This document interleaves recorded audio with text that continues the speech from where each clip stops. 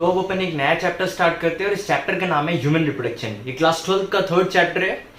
तो अगर अपन ह्यूमंस के बारे में बात करें तो ह्यूमन यूनिसेक्सुअल ऑर्गेनिज्म होते हैं। देखते हैं इसके अलग अलग प्रॉपर्टीज के बारे में। तो ह्यूमंस के बारे में अगर अपन बात करें तो ह्यूमंस का सबसे पहली अपन प्रॉपर्टी लिख सकते हैं कि ह्यूमंस क्या होते हैं, यूनिसेक्सुअल होते हैं। अब यूनिसेक्सुअल का मतलब क्या है, तो यूनिसेक्सुअल का मतलब ये है कि अगर मेल ऑर्गेनिज्म है तो मेल ऑर्गेनिज्म के पास मेल रिप्रोडक्टिव स्ट्रक्चर प्रेजेंट रहेगा, और अगर फीमेल ऑर्गेनिज्म है तो उसके पास फीमेल रिप्रोडक्टिव स्ट्रक्चर प्रेजेंट रहेगा। ये होगी पहली प्रॉपर्टी। सेकंड प्रॉपर्टी के बारे में अपन बात करें तो सेकंड प्रॉपर्टी ये है कि ह्यूमंस जो होते हैं सेक्सुअल डायमॉर्फिज्म शो करते हैं। अब बात आती है सेक्सुअल डायमॉर्फिज्म मतलब होता है, तो सेक्सुअल डायमॉर्फिज्म का मतलब ये है कि अगर मेल ऑर्गेनिज्म है तो मेल ऑर्गेनिज्म अलग दिखेगा फीमेल ऑर्गेनिज्म से, और अगर फीमेल ऑर्गेनिज्म है तो फीमेल ऑर्गेनिज्म मेल ऑर्गेनिज्म से अलग दिखेगा। इसका मतलब ये है कि दोनों सेक्सेस या दोनों ऑर्गेनिजम्स जो रहते हैं मेल और फीमेल ऑर्गेनिज्म, ये अलग अलग दिखते हैं। तो सेकंड प्रॉपर्टी अपन लिख सकते हैं कि सेक्सुअल डायमॉर्फिज्म्स, ह्यूमंस जो होते हैं सेक्सुअल डायमॉर्फिज्म शो करते हैं। और सेक्सुअल डायमॉर्फिज्म शो करने के पीछे जो रीजन होता है, सबसे पहला रीजन होता है ये होता है सेक्स ऑर्गन। मेल के पास मेल सेक्स ऑर्गन रहता है, फीमेल के पास फीमेल सेक्स ऑर्गन रहता है। और दूसरा जो इंपॉर्टेंट रीजन होता है वो ये होता है कि मेल के पास जो हार्मोन्स रिलीज होते हैं वो होते हैं मेल सेक्स हार्मोन्स, जिसके कारण उनका डेवलपमेंट अलग होता है। और फीमेल्स के पास जो हार्मोन्स रिलीज होते हैं वो होते हैं फीमेल सेक्स हार्मोन्स, और उनमें डेवलपमेंट अलग देखा जाता है। तो ये कुछ प्रॉपर्टीज हो गई ह्यूमंस की। अब अपन इस चैप्टर में पर्टिकुलरली पढ़ेंगे किस तरीके से ह्यूमन में रिप्रोडक्शन होता है। सबसे पहले मेल रिप्रोडक्टिव स्ट्रक्चर के बारे में देखेंगे, फिर फीमेल रिप्रोडक्टिव स्ट्रक्चर के बारे में देखेंगे, फिर अपन देखेंगे किस तरीके से फर्टिलाइजेशन की प्रोसेस होती है, पार्चुरेशन देखेंगे। ये सारी प्रोसेस अपने को इस चैप्टर में कंप्लीट करना है। उससे पहले अपन एक ओवरव्यू पढ़ते हैं इस चैप्टर के बारे में, या देखते हैं ओवरव्यू कि क्या क्या स्टेप्स होने वाले हैं ह्यूमन रिप्रोडक्शन में, या फिर क्या क्या फेजेस होने वाले हैं। तो अपन देखेंगे फेजेस इन ह्यूमन रिप्रोडक्शन। तो क्या क्या डिफरेंट फेजेस होने वाले हैं ह्यूमन रिप्रोडक्शन में। तो अगर अपन स्टार्ट करें सबसे पहले फेज से, तो जो सबसे पहला फेज होता है इस फेज को बोला जाता है गमेटोजेनेसिस। देखते हैं अपन गमेटोजेनेसिस के बारे में। गमेटोजेनेसिस तो अपन सभी को पता है, पिछले 2 चैप्टर से अपन पढ़ते आ रहे हैं कि गमेटोजेनेसिस क्या है। तो गमेटोजेनेसिस एक ऐसी प्रोसेस है जिसमें गमेट्स की फॉर्मेशन हो रही है। मेल ऑर्गेनिज्म मेल गमेट बना रहा है और फीमेल ऑर्गेनिज्म फीमेल गमेट बना रहा है। तो अपन इसमें लिख सकते हैं द प्रोसेस ऑफ फॉर्मेशन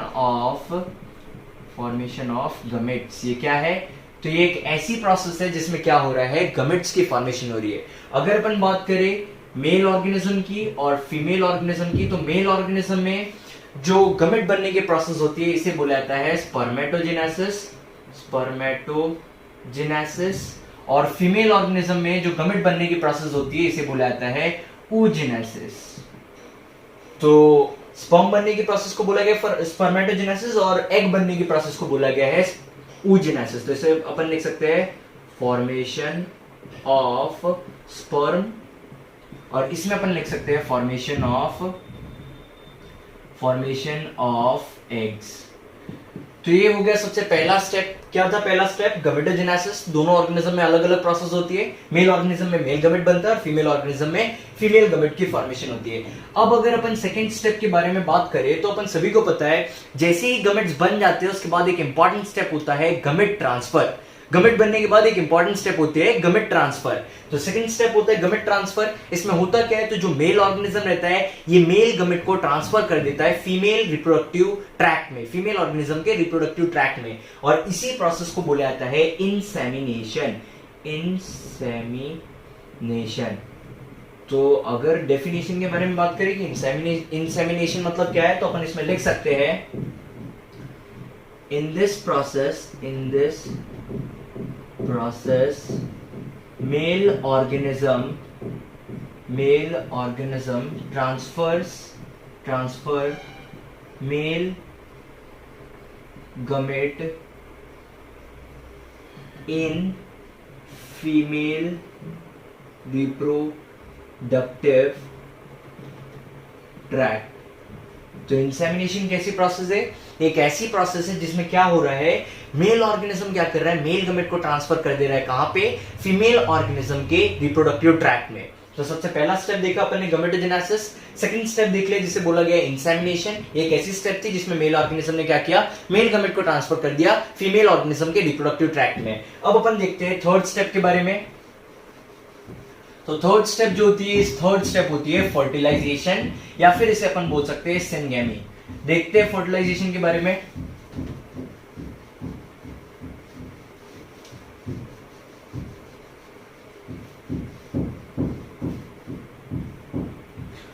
तो अपना जो थर्ड स्टेप है, थर्ड स्टेप अपन लिख सकते हैं फर्टिलाइजेशन, फर्टिलाइजेशन, या फिर इस प्रोसेस को सिनगेमी भी बोला जाता है।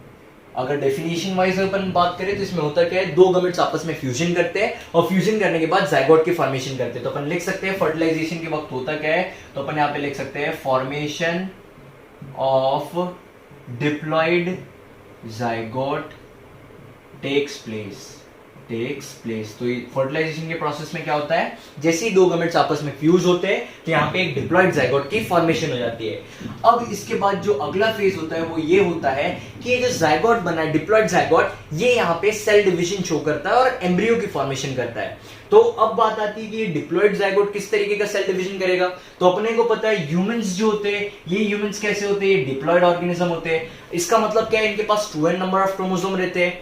अब जाइगोट जो है ये अभी कैसे बना है, 2n बना है, और आगे चल के भी जो सेल्स बनाना है वो कैसे बनाना है, 2n बनाना है। तो यहाँ पे ये जो सेल डिवीजन शो करते हैं होते हैं माइटोटिक सेल डिवीजन। तो अपन फोर्थ स्टेप लिख सकते हैं डिवीजन, या फिर इसे अपन लिख सकते हैं क्लीवेज फेज। इसमें होता क्या है, तो जाइगोट इसमें डिवाइड होता है, इस फेज में जाइगोट डिवाइड होता है। तो अपन लिख सकते हैं इसमें cell division takes place in zygote, zygote में सेल डिवीजन होने लगता है। फिर अब नेक्स्ट स्टेप के बारे में अपन बात करें तो नेक्स्ट इंपॉर्टेंट स्टेप होता है इम्प्लांटेशन। एक ऐसा स्टेप होता है जिसमें जो एम्ब्रियो बना है ये यूटेराइन टिश्यू में इम्प्लांट हो जाता है। यूटेराइन टिश्यू में इम्प्लांट होने का पर्पस ये रहता है कि वहां पे जैसे ही वो इम्प्लांट हो जाएगा फिर उसके बाद प्लासेंटा की फॉर्मेशन होगी, और जैसे ही प्लासेंटा बनेगा तो वो एम्ब्रियो मदर से नरिशमेंट ले सकता है। तो फिफ्थ स्टेप जो होती है, ये स्टेप होती है इम्प्लांटेशन। इम्प्लांटेशन लिख सकते हैं अपन इम्प्लांटेशन के बारे में, क्या लिख सकते हैं, fixing of the embryo in the uterine tissue, ये लिख सकते हैं अपन इम्प्लांटेशन के बारे में। तो जैसे ही एक बार एम्ब्रियो फिक्स हो जाता है यूटेराइन टिश्यू में, इसके बाद एक इंपॉर्टेंट स्टेप होती है, यहाँ पे प्लासेंटा की फॉर्मेशन होती है, और इस प्लासेंटा के थ्रू ही इस एम्ब्रियो को, डेवलपिंग एम्ब्रियो को नरिशमेंट मिलता है। तो अपन नेक्स्ट स्टेप लिख सकते हैं प्लासेंटेशन।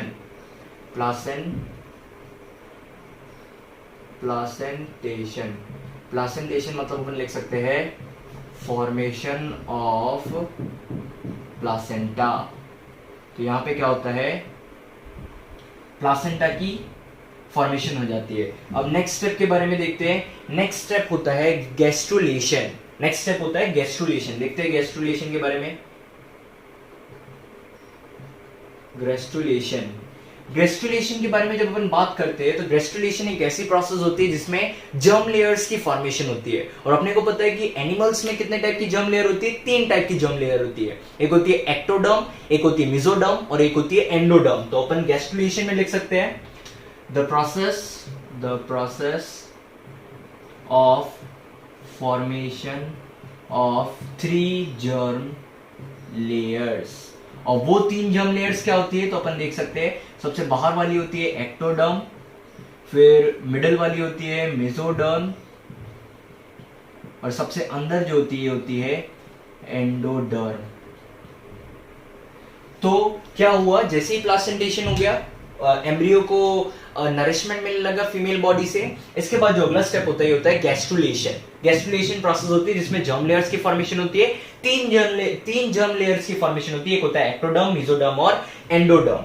इसके बाद जो नेक्स्ट स्टेप होता है ये होता है ऑर्गेनोजेनेसिस। नेक्स्ट स्टेप जो होता है इसे बोला जाता है ऑर्गेनोजेनेसिस।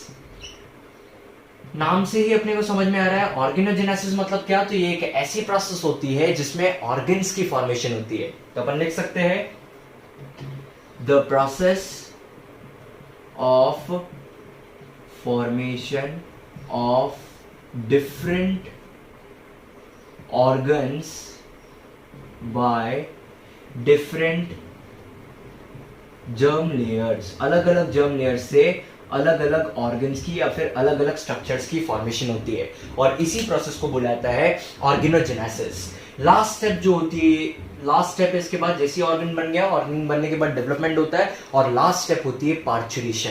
देखते हैं अपन पार्चुरेशन के बारे में। पार्चुरेशन, जब अपन बात करते हैं पार्चुरेशन की, तो इसमें क्या होता है, फुल्ली फॉर्म जो एम्ब्रियो रहता है ये फीमेल बॉडी के बाहर एक्सपेल हो जाता है। तो अपन पार्चुरेशन को लिख सकते हैं expelling, EXPELLING, expelling off fully form embryo from the female body. तो ये एक ऐसी प्रोसेस होती है जैसे इसमें पूरी तरीके से जब एम्ब्रियो बन जाता है तो वो फुल्ली फॉर्म एम्ब्रियो किससे बाहर निकल जाता है, फीमेल बॉडी के बाहर निकल जाता है। तो स्टेप्स के बारे में अगर अपन बात करें तो स्टेप स्टार्ट होती है गमेटोजेनेसिस से। सबसे पहली स्टेप होती है गमेट्स का फॉर्मेशन। उसमें मेल ऑर्गेनिज्म में मेल गमेट बनता है, फीमेल ऑर्गेनिज्म में फीमेल गमेट बनता है। मेल ऑर्गेनिज्म में गमेट बनने की प्रोसेस को स्पर्मेटोजेनेसिस बोला जाता है, और फीमेल ऑर्गेनिज्म में गमेट बनने की प्रोसेस को oogenesis बोला जाता है। सेकंड स्टेप होती है इंसेमिनेशन, जिसमें मेल ऑर्गेनिज्म मेल गमेट को ट्रांसफर कर देता है, कहां पे, फीमेल ऑर्गेनिज्म के रिप्रोडक्टिव ट्रैक्ट में। फिर थर्ड स्टेप अपन ने देखा फर्टिलाइजेशन या फिर सिंगमी। इसमें फर्टिलाइजेशन की प्रोसेस होती है, फिर जायगोट की फॉर्मेशन होती है, और यहां जो जायगोट बनता है, कैसा जायगोट बनता है, एक डिप्लॉयड जायगोट बनता है। इसके बाद जो अगली स्टेप होती है डिवीजन या फिर क्लीवेज फेज। एक ऐसा फेज होता है जिसमें जो जायगोट बना है, ये जायगोट फटाफट रैपिड सेल डिवीजन शो करता है। और सबसे इंपॉर्टेंट चीज यहाँ पे जो सेल डिवीजन होता है, ये होता है माइटोटिक सेल डिवीजन, क्योंकि आगे चल के जो ह्यूमन बॉडी की फॉर्मेशन होने वाली है, ये एक डिप्लॉयड बॉडी बनने वाली है। और अपने को पता है जायगोट जो बना है ये कैसा बना है, डिप्लॉयड बना है, इसलिए यहाँ पे जो सेल डिवीजन होता है माइटोटिक सेल डिवीजन होता है। फिर इसके बाद होता है इम्प्लांटेशन। वो जो सेल डिवीजन होने के बाद जो स्ट्रक्चर की फॉर्मेशन होता है, जाके यूटेराइन टिश्यू में अटैच हो जाता है, फिक्स हो जाता है, ताकि वहां पे क्या हो, अगली स्टेप हो सके जिसे बोला जाता है प्लासेंटेशन, प्लासेंटा की फॉर्मेशन हो जाए। और जैसे ही प्लासेंटा की फॉर्मेशन हो जाएंगी तो उस एम्ब्रियो को फीमेल बॉडी से नरिशमेंट मिलना स्टार्ट हो जाएगा। फिर प्लासेंटेशन के बाद नेक्स्ट स्टेप होती है ग्रेस्टुलेशन। गैस्ट्रुलेशन एक ऐसी प्रोसेस होती है जिसमें 3 जर्म लेयर्स की फॉर्मेशन होती है। बाहर की जर्म लेयर बनती है एक्टोडर्म, अंदर की मिडिल वाली जर्म लेयर बनती है जिसे मेसोडर्म बोलते हैं, और सबसे अंदर की जर्म लेयर बनती है जिसे एंडोडर्म बोला जाता है। फिर इसके बाद नेक्स्ट स्टेप होती है ऑर्गेनोजेनेसिस, ऑर्गन्स की फॉर्मेशन होती है। और जैसे ही पूरी तरीके से कंप्लीट एम्ब्रियो फॉर्मेशन हो जाता है, कंप्लीट एम्ब्रियो का फॉर्मेशन हो जाता है, तब यहाँ पे एक स्टेप होता है जिसे बोला जाता है पार्चुरेशन। पार्चुरेशन मतलब क्या, कि फुल्ली फॉर्म एम्ब्रियो बन चुका है, अब ये फीमेल बॉडी के बाहर आ जाता है, एक्सपेल हो जाता है, इस प्रोसेस को बोला जाता है पार्चुरेशन। यहाँ पे अपने को एक शब्द पढ़ना है, एक टर्म पढ़ना है जिसे बोला जाता है गैस्टुरेशन पीरियड। अब बात आती है गैस्ट्रेशन पीरियड मतलब क्या होता है। तो गैस्ट्रेशन बोलते से गैस्ट्रेशन पीरियड एक ऐसा पीरियड होता है जो स्टार्ट होता है फर्टिलाइजेशन से और एंड होता है पार्चुरेशन पे।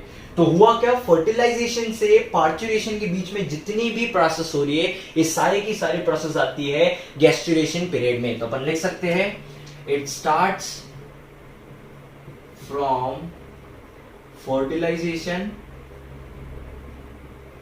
and ends at parturition।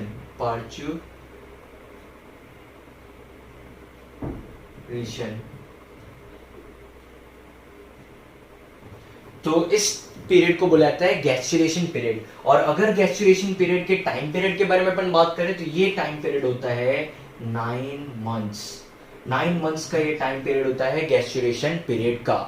तो अब अपन बात करते हैं मेल रिप्रोडक्टिव ऑर्गन के बारे में, या फिर अपन बोल सकते हैं मेल रिप्रोडक्टिव स्ट्रक्चर के बारे में। तो अपन देखेंगे मेल रिप्रोडक्टिव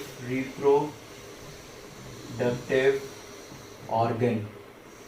तो जब मेल रिप्रोडक्टिव ऑर्गन के बारे में बात करते हैं तो ये कुछ कंपोनेंट से मिलकर बना होता है। जैसे होता है प्राइमरी सेक्स ऑर्गन होता है, इसमें सेकेंडरी सेक्स ऑर्गन होता है, कुछ डक्ट्स होते हैं, और एक एक्सटर्नल जेनिटिलिया होता है जिसे पेनिस कहा जाता है। तो अपन देखते हैं इसके बारे में। तो सबसे पहले अपन देखते हैं प्राइमरी सेक्स ऑर्गन के बारे में। प्राइमरी सेक्स ऑर्गन, तो जो प्राइमरी सेक्स ऑर्गन होता है, ये प्राइमरी सेक्स ऑर्गन होता है टेस्टिस। तो यहाँ पे प्राइमरी सेक्स ऑर्गन है टेस्टिस। अगर टेस्टिस के बारे में अपन बात करें तो टेस्टिस का नंबर के बारे में अपन बात करते हैं। तो नंबर होता है इसका दो नंबर, मतलब 2 टेस्टिस प्रेजेंट रहते हैं। सेकेंड चीज अगर अपन बात करें इसके शेप के बारे में तो ओवल शेप रहते हैं। शेप के बारे में अपन बात करें तो ओवल शेप रहते हैं। इसके अलावा अगर अपन बात करें साइज की तो लगभग ये 4 to 5 सेंटीमीटर लॉन्ग होते हैं। तो अपन लिख सकते हैं इसमें साइज के बारे में कि 4 to 5 सेंटीमीटर लॉन्ग होते हैं। फिर अगली चीज कि ये जो होते हैं ये एक्स्ट्रा एब्डोमिनल होते हैं। एक्स्ट्रा एब्डोमिनल इनका लोकेशन रहता है। अब बात आती है एक्स्ट्रा एब्डोमिनल क्यों बोल रहे हैं, तो अपन लोकेशन की बात करें अपन तो लोकेशन अपन बोल सकते हैं एक्स्ट्रा एब्डोमिनल। अब इसे एक्स्ट्रा एब्डोमिनल इसलिए कहा जाता है क्योंकि एब्डोमिनल कैविटी के बाहर प्रेजेंट रहते हैं टेस्टिस, इसलिए इसे बोला जाता है एक्स्ट्रा एब्डोमिनल। अगली चीज अगर फिर से अपन बात करें तो ये लोकेटेड रहते हैं स्कॉर्टम के अंदर लोकेटेड रहते हैं। तो लिख सकते हैं अपन इट इज लोकेटेड इन स्कॉर्टम। अब बात आती है स्कॉर्टम होता क्या है, तो स्कॉर्टम एक पाउच लाइक स्ट्रक्चर होता है जो स्किन और कुछ मसल से मिलकर बना होता है। तो अपन लिख सकते हैं it is a pouch like structure, it is a pouch like structure which is made up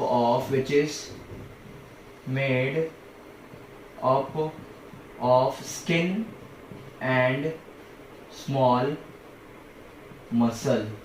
तो होता क्या है, ये स्कॉर्टम में लोकेटेड रहते हैं। स्कॉर्टम क्या है, तो एक पाउच लाइक स्ट्रक्चर है जो कुछ स्किन से या फिर कुछ मसल से मिलकर बना होता है। इसके बाद अगली प्रॉपर्टी के बारे में अपन बात करें तो यही प्राइमरी सेक्स ऑर्गन टेस्टिस, यही ऑर्गन रिस्पॉन्सिबल होते हैं मेल गमेट के फॉर्मेशन के लिए। तो अपन लिख सकते हैं it helps in the formation of sperm. और अगली चीज सबसे इंपॉर्टेंट और सबसे नेसेसरी चीज, मेल सेक्स हार्मोन्स का भी जो प्रोडक्शन करते हैं वो प्रोड्यूस करते हैं टेस्टिस। तो अपन एक और चीज ऐड कर सकते हैं, formation of male sex hormones. तो मेल सेक्स हार्मोन्स का भी जो प्रोडक्शन करता है वो कौन करता है, टेस्टिस करता है। तो ये हो गया अपना सबसे पहला कंपोनेंट। कंपोनेंट्स के बारे में अपन बात कर रहे हैं, यहाँ पे कंपोनेंट्स के बारे में अपन बात कर रहे हैं, मेल रिप्रोडक्टिव स्ट्रक्चर के कंपोनेंट्स के बारे में बात करें तो सबसे पहला रिप्रोडक्टिव कंपोनेंट अपन ने पढ़ लिया है, ये होता है प्राइमरी सेक्स ऑर्गन और इसे बोला जाता है टेस्टिस। नंबर के बारे में बात करें तो 2 नंबर होता है, शेप ओवल शेप होता है। साइज के बारे में बात करें तो 4 to 5 सेंटीमीटर लॉन्ग होता है। फिर इस लोकेशन की बात करें तो इसे एक्स्ट्रा एब्डोमिनल लोकेशन होती है।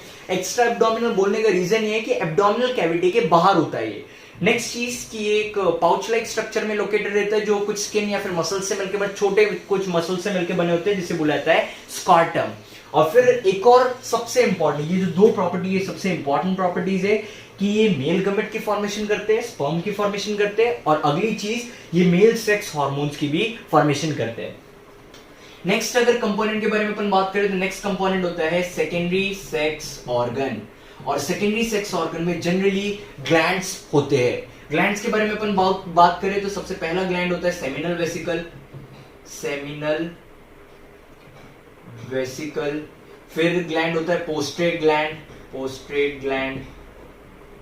और एक छोटा सा ग्लैंड रहता है जिसे बोला जाता है काउपर्स ग्लैंड। इसके बारे में पढ़ेंगे अपन, काउपर्स ग्लैंड। तो सेकेंडरी सेक्स ऑर्गन में सारे ग्लैंड्स कवर होते हैं, सेमिनल वेसिकल, पोस्टेड ग्लैंड और काउपर्स ग्लैंड। इसके बाद थर्ड अपन बात करें तो थर्ड कंपोनेंट होता है डक्ट्स। कौन से इसमें डक्ट्स प्रेजेंट रहते हैं। तो डक्ट्स के बारे में अपन बात करें तो सबसे पहली डक्ट जो होती है वास डिफरेंस। और फिर सेकेंड डक्ट के बारे में अपन बात करें तो सेकेंड डक्ट होती है इसमें यूरिनो जेनिटल डक्ट। अब बात आ रही है कि इसे यूरिनो जेनिटल डक्ट क्यों बोला गया है, क्यों इसे यूरिनो जेनिटल डक्ट कहा है, तो समझते हैं इसके बारे में। यूरिनो का मतलब अपने को समझ में आ रहा है, यूरिनो मतलब यूरिन, और जेनिटल मतलब यहाँ पे बात कर रहे हैं गमेट के बारे में। तो ये एक ऐसी डक्ट होती है जो क्या होती है, कॉमन पैसेज होती है यूरिन के लिए भी और किसके लिए, गमेट्स के लिए भी, इसीलिए इसको बोला जाता है यूरिनो जेनिटल डक्ट। तो अपन इसे लिख सकते हैं, it provides a common it provides a common passage for the conduction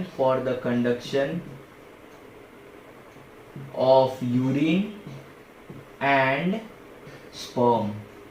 तो ये क्या है, यूरिनोजेनिटल डक्ट क्या है, तो ये एक ऐसी डक्ट है जो कॉमन पैसेज प्रोवाइड करे, किस चीज के लिए, यूरिन के लिए भी और स्पर्म के लिए भी, इसलिए इसे बोला जाता है यूरिनोजेनिटल डक्ट। नेक्स्ट अगर अपन कंपोनेंट की बात करें तो फोर्थ कंपोनेंट होता है, अपन फोर्थ कंपोनेंट को देखते हैं। फोर्थ कंपोनेंट होता है एक्सटर्नल जेनिटिलिया। एक्सटर्नल जेनिटिलिया। अब एक्सटर्नल जेनिटिलिया के बारे में बात करें तो एक्सटर्नल जेनिटिलिया होता है पेनिस। एक्सटर्नल जेनिटिलिया होता है पेनिस, और ये जो पेनिस होता है ये एक इंपॉर्टेंट स्ट्रक्चर होता है जो हेल्प करता है इंसेमिनेशन के लिए। तो अपन लिख सकते हैं इट हेल्प्स इन इंसेमिनेशन। और अपने को पता है इंसेमिनेशन मतलब क्या, अपन इंसेमिनेशन मतलब बोल सकते हैं कि मेल गमेट्स का ट्रांसफर करना, कहां पे, फीमेल ऑर्गेनिज्म के रिप्रोडक्टिव ट्रैक्ट में। तो अपन लिख सकते हैं that is transfer of male gamete in the female reproductive tract. तो ये चार इंपॉर्टेंट कंपोनेंट्स होते हैं जो फॉर्मेशन करते हैं मेल रिप्रोडक्टिव ऑर्गन की। एक होता है प्राइमरी सेक्स ऑर्गन जिसमें टेस्टिस के बारे में अपन ने देखा, एक होता है सेकेंडरी सेक्स ऑर्गन जिसमें कुछ ग्लैंड्स के बारे में देखा, जैसे seminal vesicle, posted gland, Cowper's gland. फिर इसके बाद होता है डक्ट जिसमें दो डक्ट्स अपन ने मेजर डक्ट्स देखे, एक है वास डिफरेंस और एक था यूरिनोजेनिटल डक्ट। और लास्ट जो होता है ये होता है एक्सटर्नल जेनिटिलिया, जिसे बोला जाता है पेनिस, और ये करता क्या है, तो ये इंसेमिनेशन में हेल्प करता है। तो अब अपन देखते हैं टेस्टिस के स्ट्रक्चर के बारे में। जब टेस्टिस के स्ट्रक्चर के बारे में अपन देखते हैं तो ऐसे दो स्क्रॉटम सैक रहते हैं। तो ये एक स्क्रॉटम सैक हो गया, ये दूसरा स्क्रॉटम सैक हो गया। अगर इसे ध्यान से देखें तो एक स्क्रॉटम सैक थोड़ा बड़ा दिख रहा है और एक स्क्रॉटम सैक थोड़ा सा छोटा दिख रहा है। तो ये डिफरेंस रहता है साइज में, एक थोड़ा सा बड़ा रहता है और एक थोड़ा सा छोटा रहता है। तो ये हो गया अपना स्क्रॉटम सैक। स्क्रॉटम सैक, ये जो सैक रहता है ये एब्डोमिनल कैविटी से कनेक्टेड रहता है इंग्यूनल कैनल से। तो अपन इंग्यूनल कैनल को बोल सकते हैं कि it is a connection between abdominal cavity and scrotal sac. तो ये क्या है, ये कनेक्शन है किस किस के बीच में, एब्डोमिनल कैविटी और स्क्रॉटल सैक के बीच में कनेक्टेड है। तो ये एब्डोमिनल कैविटी से कनेक्टेड रहता है ये स्क्रॉटल सैक इंग्यूनल कैनल से। फिर इसके बाद दो जो स्क्रॉटल सैक रहते हैं इनके बीच में एक सेप्टम प्रेजेंट रहता है और इस सेप्टम को बोला जाता है स्क्रॉटल सेप्टम। ये दो स्क्रॉटल सैक को क्या करता है, दोनों को अलग करता है। अब जनरली होता क्या है, तो ये जो स्क्रॉटल सैक होता है इसके अंदर एक कैविटी पाई जाती है और इस कैविटी को बोला जाता है वेजाइनल सिलोम। इस कैविटी को बोला जाता है वेजाइनल सिलोम। और ये जो वेजाइनल सिलोम होता है ये फील्ड रहता है एक टिश्यू से जिसे बोला जाता है हाइड्रोसील। तो अपन इसे लिख सकते हैं it is filled with a tissue called hydrocele। तो ये एक टिश्यू से फील्ड रहता है जिसे बोला जाता है हाइड्रोसील। इसके अलावा यहाँ पे सेंटर में प्रेजेंट रहता है टेस्टिस। अब बात आती है कि टेस्टिस बना किस तरीके से, फॉर्मेशन हुई, तो क्या ये पहले से स्क्रॉटम में था, तो ऐसा नहीं होता है। जब एम्ब्रियोनिक स्टेज में या फिटल स्टेज में जब टेस्टिस की फॉर्मेशन होती है तो टेस्टिस बनता है कहां पे, एब्डोमिनल कैविटी में। एब्डोमिनल कैविटी में बनता है, उस वक्त स्क्रॉटल सैक बन तो जाता है बट वो एम्प्टी रहता है, खाली रहता है। फिर जैसे ही फिटस का डेवलपमेंट होता है, एम्ब्रियो का डेवलपमेंट होता है, तो ये जो टेस्टिस है ये उस एब्डोमिनल कैविटी से इसके अंदर आ जाते हैं स्क्रॉटम के अंदर। और स्क्रॉटम के अंदर पर्टिकुलरली स्क्रॉटम से अटैच रहते हैं या फिक्स रहते हैं एक बैंड के थ्रू, एक फाइब्रस बैंड के थ्रू जिसको बोला जाता है ग्यूबरनैकुलम। तो अपन लिख सकते हैं ग्यूबरनैकुलम के बारे में कि it fixes testis with the scrotum। ये क्या करता है, तो टेस्टिस को फिक्स करके रखता है किससे, स्क्रॉटम से। अब बात करें टेस्टिस की, तो टेस्टिस दो लेयर से मिलकर बना होता है। एक ग्रीन कलर की छोटी सी पतली सी लेयर दिख रही होंगी, इस थिन लेयर को बोला जाता है ट्यूनिका एल्ब्यूजिना। इस थिन लेयर को बोला जाता है ट्यूनिका एल्ब्यूजिना। और ये जो ब्लू कलर की डार्क लेयर रहती है थोड़ी सी थिक सी, इसे बोला जाता है ट्यूनिका वेजाइनैलिस। तो ये जो दोनों लेयर है, दो लेयर से मिलकर टेस्टिस की फॉर्मेशन होती है, और ये दोनों लेयर्स का काम होता है प्रोटेक्शन। ये दोनों का काम रहता है प्रोटेक्शन, ये दोनों टेस्टिस को प्रोटेक्ट करके रखते हैं। तो अपन ने यहाँ पे देखा है टेस्टिस के स्ट्रक्चर के बारे में। अब अगर मैं बात करूं टेस्टिस प्रेजेंट कहां रहता है, तो अपन सभी को पता है ये स्क्रॉटल या फिर एक्स्ट्रा एब्डोमेन में प्रेजेंट रहता है, एक्स्ट्रा एब्डोमिनल रीजन में। तो अपन लिख सकते हैं कि it is present in extra abdominal region. अब बात आती है, क्वेश्चन आता है कि एक्स्ट्रा एब्डोमिनल रीजन में क्यों प्रेजेंट रहता है, एब्डोमेन के बाहर क्यों प्रेजेंट है।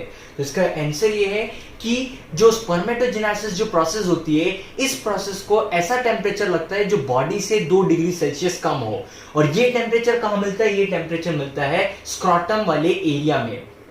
इस जगह पे अपने बॉडी का टेम्परेचर जो रहता है, उस बॉडी के टेम्परेचर से 2 डिग्री सेल्सियस कम रहता है, और ये 2 डिग्री सेल्सियस कम टेम्परेचर में बहुत इजीली यहाँ पे स्पर्मेटोजेनेसिस की प्रोसेस हो जाती है।